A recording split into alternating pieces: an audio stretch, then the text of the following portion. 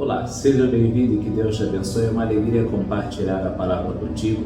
E hoje nós estamos em Jeremias 48. Abra a tua Bíblia, porque a minha já está aberta.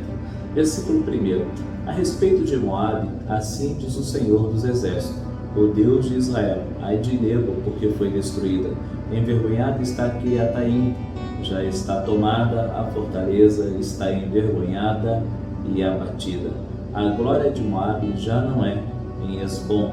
Tramaram contra ela, dizendo: vinde, eliminemo-la, para que não seja mais povo. Também tu, ó Madmen, serás reduzida a silêncio, a espada te perseguirá. Bom, a origem do povo moabita nós sabemos que é justamente um incesto. Isso mesmo, quando Ló é retirado da cidade pelos anjos, recebem uma direção de não olhar para trás. A mulher de Ló olha para trás e é transformada em uma estátua de sal. Ló se esconde nas montanhas com duas filhas. O tempo passou e as filhas pensaram: bom, aqui não tem homens, ou seja, a gente não vai ter marido, e nós precisamos dar uma descendência para o nosso pai. Vamos fazer o seguinte, vamos embriagá-lo, e aí então uma noite uma vai deitar e na noite seguinte a outra irá deitar. Então o primeiro foi a primogênita, e a primogênita deu à luz a um filho, que se chamou Moabe. Então Moabe foi pai dos moabitas. Mas é interessante que os moabitas, então eles são parentes muito próximos dos israelitas, não é verdade? Porque Ló era descendente, ele era sobrinho de Abraão, ou seja, era para esse povo viver de forma pacífica, com o povo de Israel. Concorda comigo? Mas viver em pé de guerra. Houve aquela situação que quando o povo saiu da terra do Egito, os hebreus saíram da terra do Egito e começaram a cruzar o deserto, chegaram em determinado ponto, eles precisavam passar pelas terras de Moabe. Moabe não permitiu que eles passassem. Lembra daquela situação onde surge então um rei chamado Balaque, que paga para Balaão amaldiçoar o povo de Deus, o povo hebreu que estava no deserto, e não conseguiu amaldiçoar, dizendo: como eu posso amaldiçoar aquilo que Deus já abençoou? Esse é um dos fatos que aconteceu. Mas um fato muito interessante foi nos dias de Jorão, que era filho de Acabe. O reino já estava dividido, ele era rei de Israel, reino do norte. E aí então surge uma guerra, então uma luta é travada contra os moabitas, e o rei se chamava Mesa, e os moabitas estavam perdendo a batalha. Então Mesa pega o filho primogênito, que era o herdeiro do trono, levanta ele no muro, a briga, a batalha está acontecendo lá embaixo, e ele sacrifica o próprio filho. Os israelitas, vendo aquela cena, eles desistem da batalha e vão embora. Então, muitas coisas já aconteceram em relação a esse povo. E aí a mesma situação acontece, Prostituição, orgulho, soberba, Então tudo isso são elementos, são situações que surgem, justamente provocando a ira de Deus. Eu vejo que é a mesma coisa dos filisteus.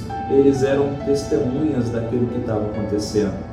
Então eles poderiam sim se arrepender e buscar o Deus dos israelitas. Eles poderiam também buscar servir a esse Deus, mas não, o tempo todo preferiram servir a outros deuses.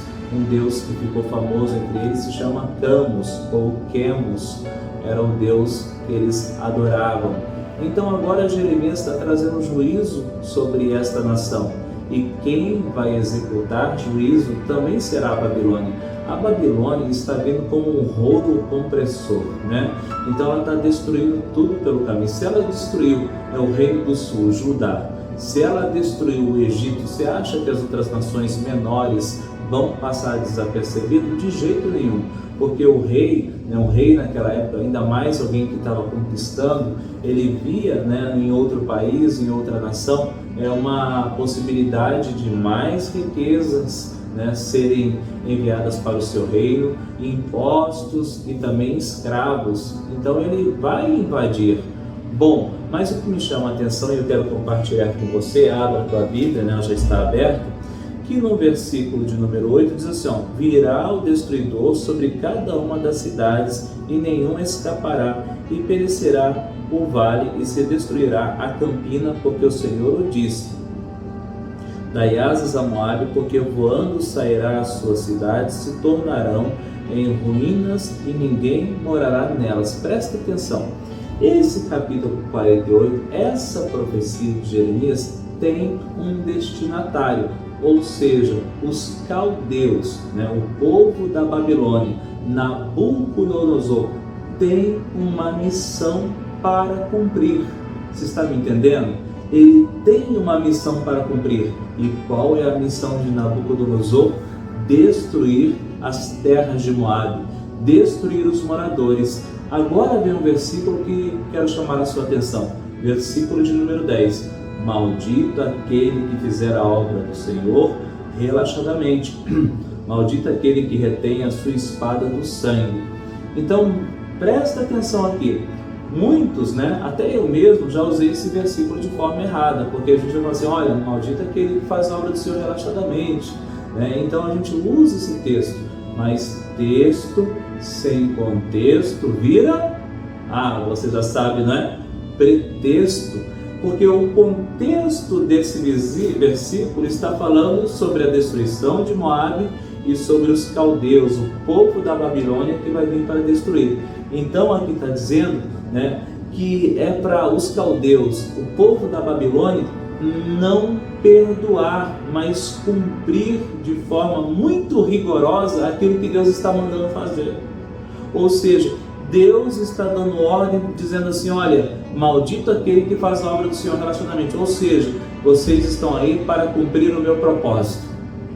Por isso está falando assim, maldito aquele que retém a sua espada do sangue. Ou seja, vocês estão aí para uma missão, destruir Moabe e tudo que nela existe.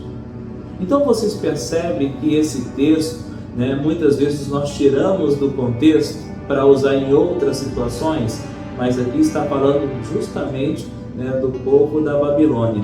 Eles tinham um propósito para cumprir, exatamente.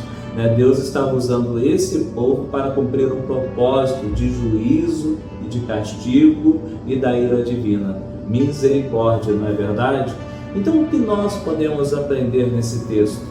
É justamente o que eu já falei sobre a questão dos filisteus, são testemunhas da história. Meu Deus, e aqui eles eram parentes dos israelitas, eram parentes do povo de Deus, mas preferiu perseguir, preferiu adorar outros deuses. Tiveram oportunidade para se arrepender, viram os milagres de Deus, mas não quiseram acreditar e não se prostraram diante do Senhor.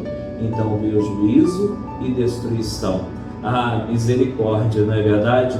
Bom é servir ao Senhor e andar na presença dEle, para que todo mal caia por terra e para que a ira divina não esteja sobre nós. E aliás, o sangue de Jesus está sobre a minha vida e sobre a tua vida. Você crê?